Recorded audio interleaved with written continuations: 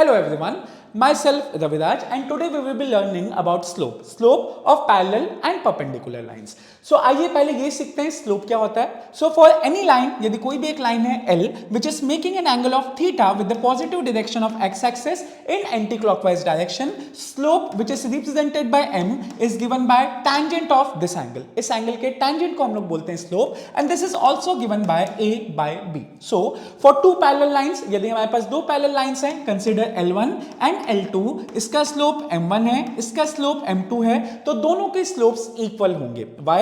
Let us check. In this we have two lines L1 and L2.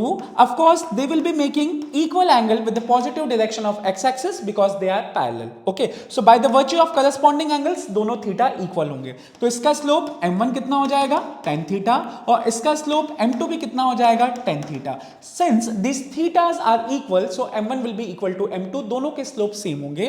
इसका slope यदि a by b है तो इसका भी स्लोप a by b ही होगा. But for the perpendicular lines, consider एक line है L1 जिसका slope m1 is given by a by b, तो इसके परपेंडिकुलर लाइन का जो स्लोप होगा m2 which is will be given by minus b by a. Reciprocate करना है and then we have to change the sign.